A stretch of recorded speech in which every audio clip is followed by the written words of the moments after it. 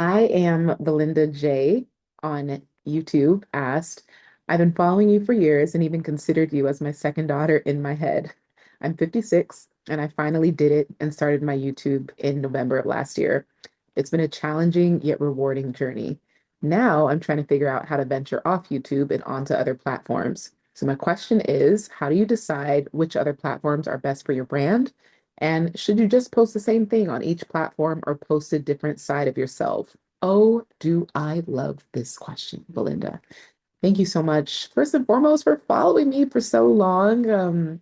I'm always just grateful that people stick around because having a personal brand means that you will pivot, you will evolve, and you will outgrow the content that most people discover and follow you for. So it's humbling to know that there are people that are here for kind of every journey and path that I take on. So I accept you as my adoptive mother.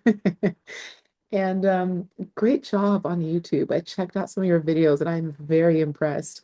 And what I love is that, like, whether I'm your ideal avatar or client or not, your videos applied to me.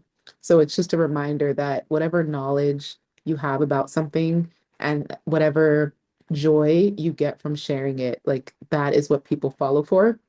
So on your YouTube, I see that you do a lot of educational stuff and you deliver it in such a digestible way. Oftentimes, when it comes to health topics and yeah, anything about our health, sometimes the terminology and vocabulary can feel elusive. It's kind of, yeah, it's hard for us to bring it down to everyday language or layman terms. And I feel like you do a great job of explaining it simply and directly, like this is the deal. This is what you look out for. This is how to improve it. Yeah, so you have a great teaching style. And here's what I'm learning about my path being on I think I'm active on Instagram, Threads, LinkedIn, Facebook, and YouTube. Did I say Instagram? I think I said Instagram first. Okay, Instagram, Threads, Facebook, LinkedIn, YouTube, TikTok. What did I say?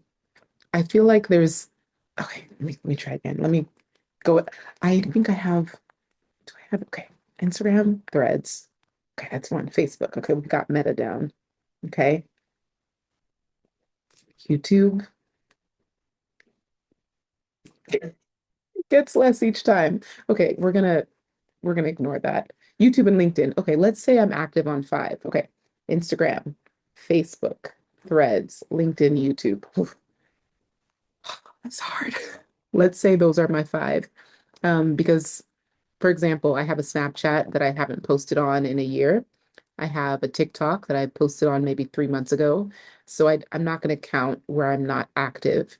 And I consider a platform active if I'm posting at least once a week, if not 3 times a month. And so that is not TikTok and that is not Snapchat. And I'm okay with not prioritizing them until I have capacity to figure out a strategy. So I think you are right to not feel, I mean, it's good that you want to diversify your content on different platforms, but it's good for you to approach it strategically and not to just like rush into it and just dump and repurpose content. So let's start with the first part of your question. How do you decide which other platforms are best for your brand? So I think introverts, if you consider yourself introverted, where you actually enjoy talking about things that you love and you don't want to entertain or act out in front of the camera, I think YouTube and Threads are the best platforms for that. YouTube is where introverts thrive. They can, I mean, you're already there, but yeah, you can talk to yourself in the safety of your home and broadcast it to the world, and people who are searching for it will find it. And it just feels low pressure. You're not tap dancing for the algorithm. You're not having to, yeah, it's not a 15-second gimmick. Like you feel like you can bring all of yourself to the table. For example, in these daily videos that I'm doing, I don't feel like I have to perform. I can just exist. Like I can I can put on my bathrobe and say, yeah, this is what I'm going to record today's video in and not feel ashamed or try to hide that about myself. So I think YouTube is where I feel the most comfortable to bring all of me to the table because it would be hard to fake who I am when I'm doing something daily. And so eventually my authentic self will slip out. So it's like I might as well be who I really am from the start. So yeah, YouTube is great for introverts. And then Threads. I actually think so. I've abandoned Twitter for obvious reasons. But Twitter was one of the first platforms where I think, I don't know, I had my first 10K followers on any social media platform. Maybe this was like in 2011 or 2010. So I guess that's where I experienced the most amount of strangers discovering me and following me for my words. So it was interesting because I built kind of not a reputation, but I kind of built a following off of being opinionated. And I liked that I could just say how I felt and not overthink it. And when I think about threads and how I'm using it now, it's very different from how I use Twitter.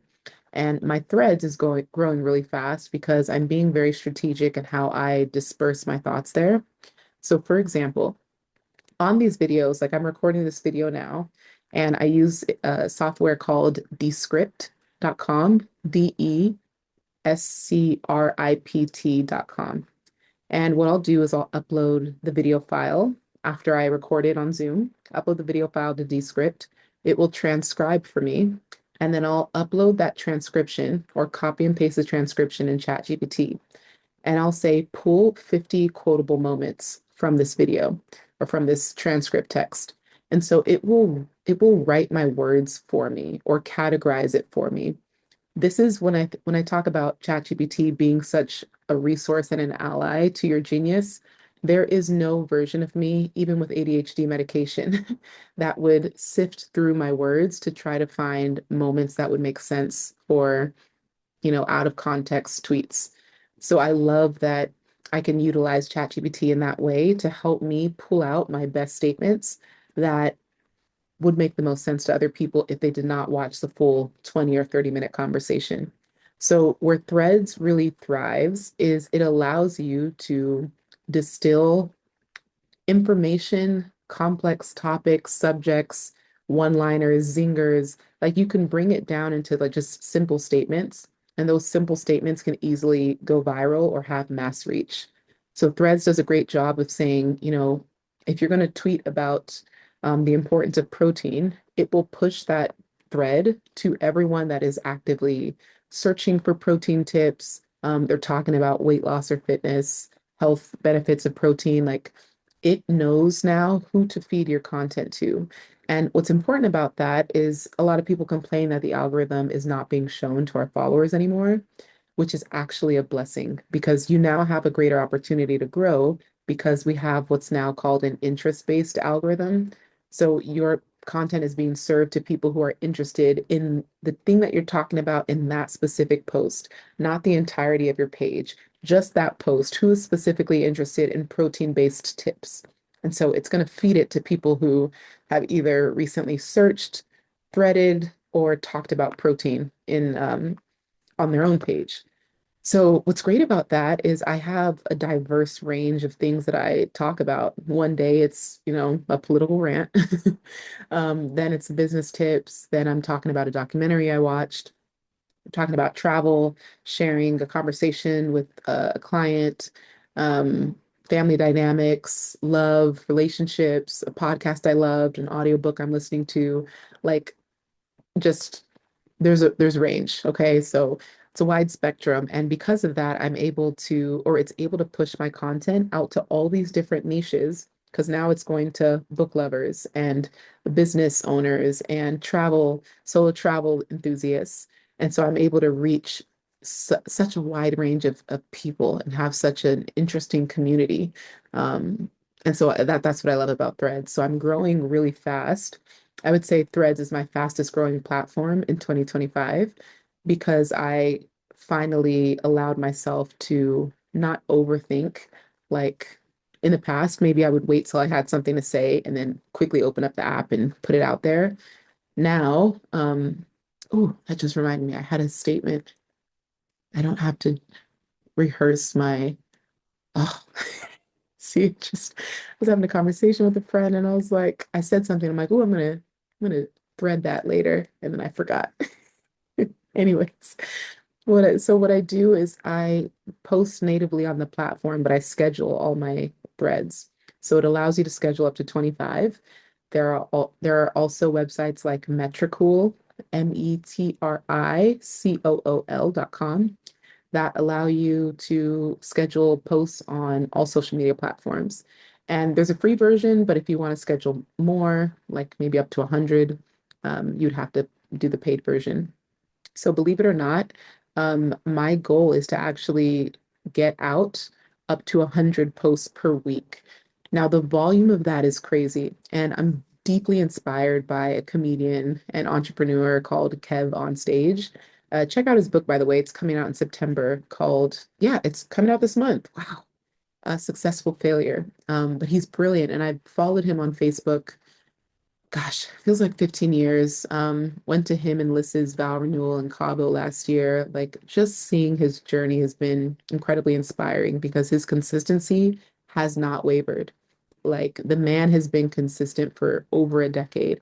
And that level of his work ethic is what I admire so much. And it's not that he has to post every day, but the fact that he's, 3 videos a day, no matter what, like that level of output, it's almost impossible for you to not be successful. Like success has no choice but to follow you because the volume of content is bound to reach your people. So I say all that to say Threads is amazing for introverts. So YouTube and Threads, I pair them together because the transcripts can be derived into, or Threads can be derived from YouTube video transcripts. And then when I think about Facebook, if you have, which I believe you do, an audience that is 40 plus, 50 plus, or just in that 40 to 60 range, they're on Facebook. Facebook got the 40 to 60 demographic in a chokehold. Okay. So they are locked and loaded. They're glued in. They're logging in every day. They're scrolling at every hour. They're in this stage in life where Facebook is their way of keeping up with family, friends, events, everything. So if you want to reach the 40 to 60 crowd, I would absolutely get consistent with Facebook. And what's interesting is Facebook is less about education, which you do really well on YouTube, and more about entertainment value. So the Facebook creator bonus program, which is paying creators for views, um, you could tell it's prioritizing content that doesn't even have to be like comedic entertaining, but just like maybe you dramatize everyday scenarios. And yeah, it's fascinating to see Facebook make a comeback in terms of how it's paying creators. Because in like 10 years ago, there was like a period where I had some friends that were in the travel space and we would kind of compare our, back end of our Facebook and like, how much we could make. And yeah, they were getting paid about six figures and they had, I mean, over a million Facebook fans. And yeah, six figures a month, just from ads and views.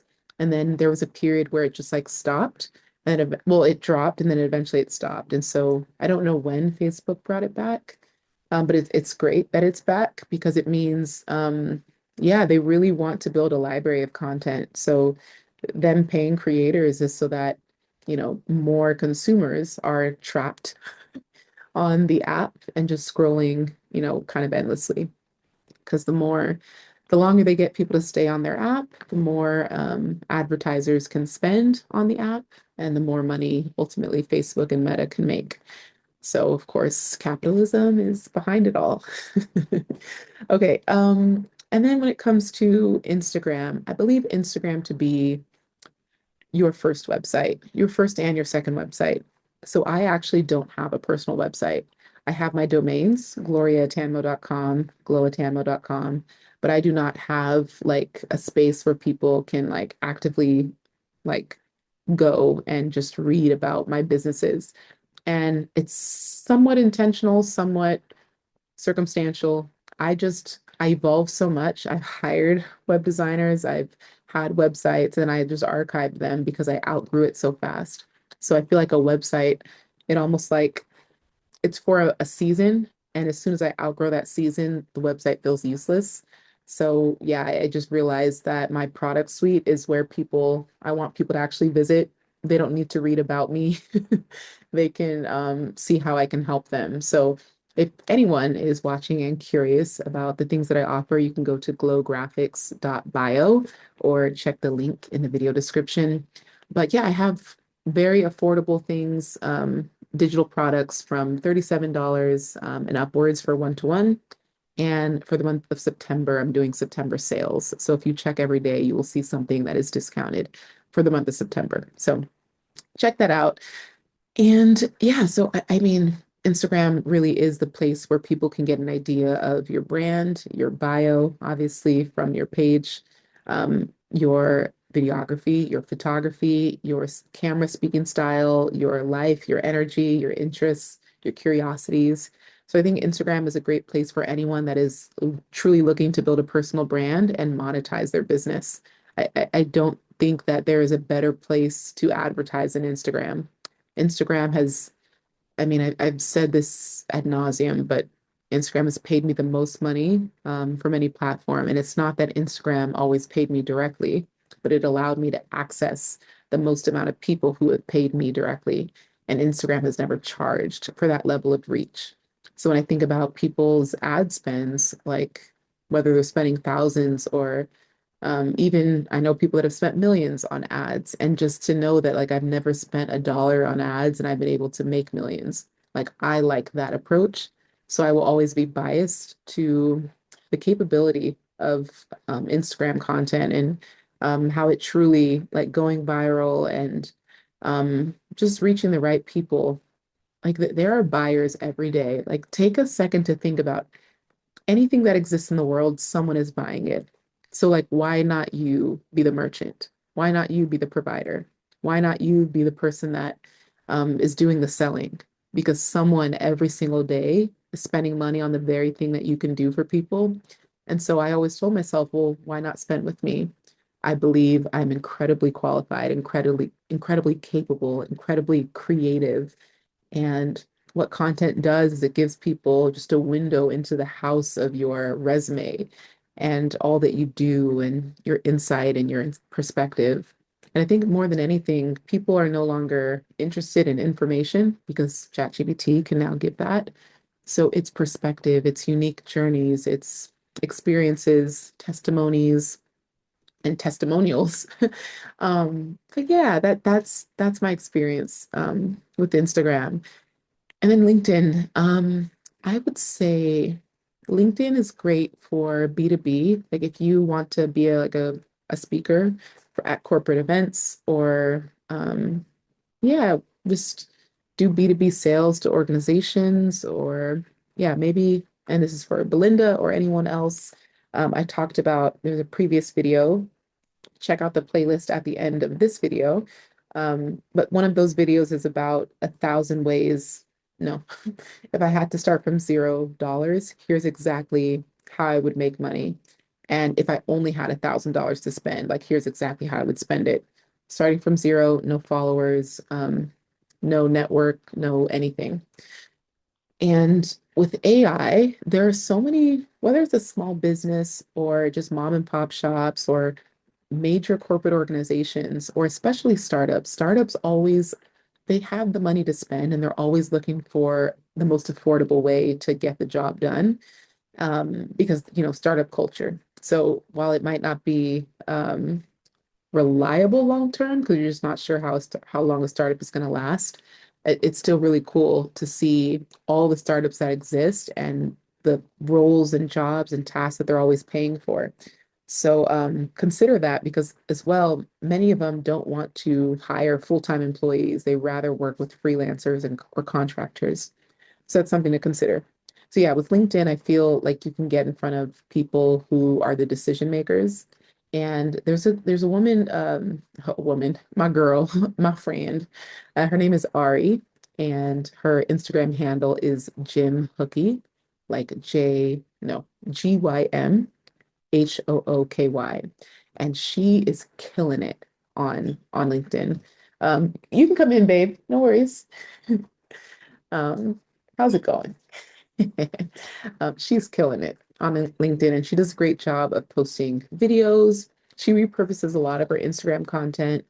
And yeah, it's just really cool to just see how big her posts blow up from her just sharing fitness, wellness, travel content. Like she's just so magnetic and vibrant in the way she presents.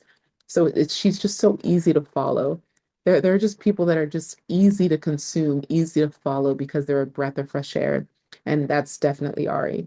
So back to your question as I continue to ramble. Um, so that's how I decide what platforms are best for my brand. Who am I trying to work with? So again, if anyone is trying to monetize and reach the most amount of people that are willing to pay them, I would say Instagram. If anyone is trying to build depth in their community and get closer to the people who can eventually pay them, YouTube. If someone is trying to build a brand off of their intellect or wisdom, Threads. Someone is trying to speak at organizations and work with businesses professionally or, be hired as a freelancer, LinkedIn. And if anyone is trying to reach, nurture, or monetize the 40 to 60 demographic, then definitely Facebook. So that covers, in my opinion, the big five. Again, I cannot speak to TikTok. I wish I am useless on that platform. It's almost embarrassing, like how scattered and nonsensical I feel like my posts are because I'm trying to repurpose and then I forget and nothing is optimized. Okay, second part of your question, should you just post the same thing on each platform or post a different side of yourself? I really, really love this question. Um, in the beginning, I just repurposed everywhere.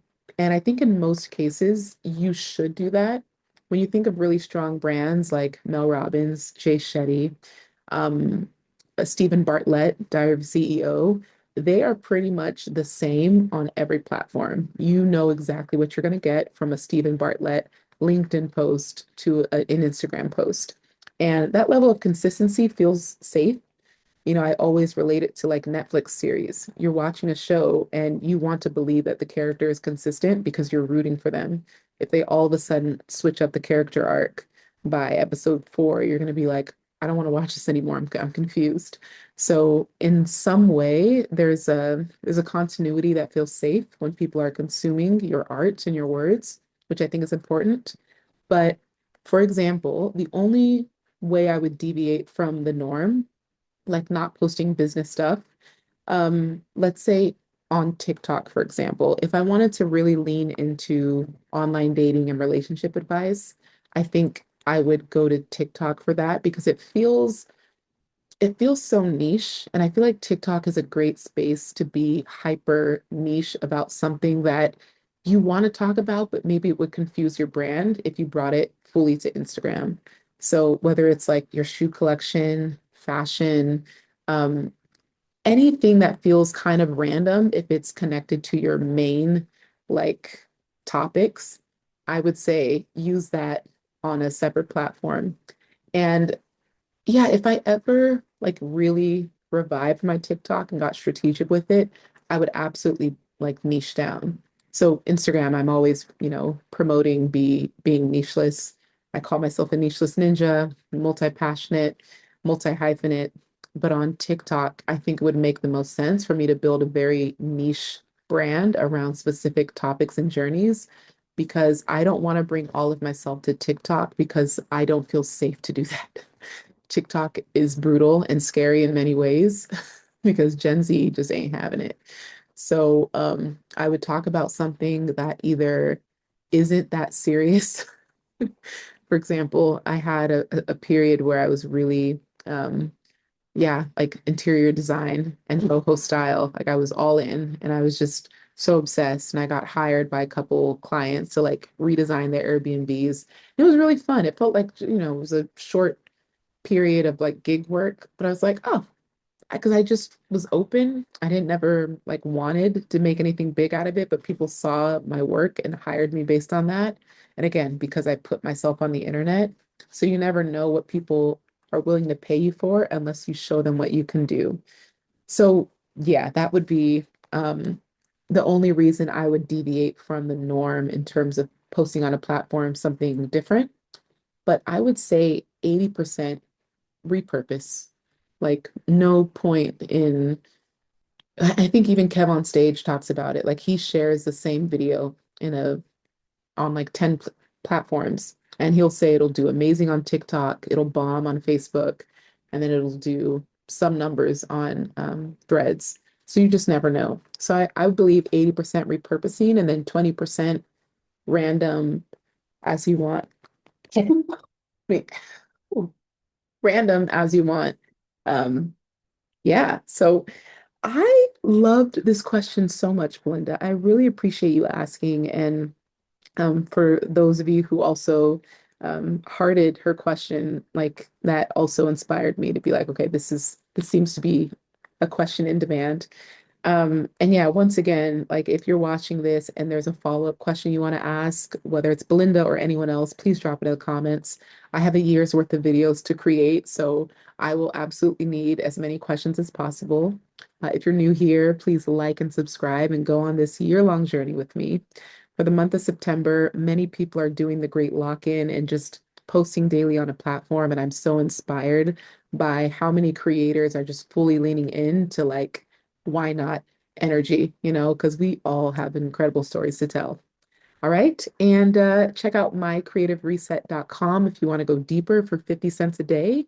And I think that is it. Click one of these, and I will see y'all tomorrow. Bye.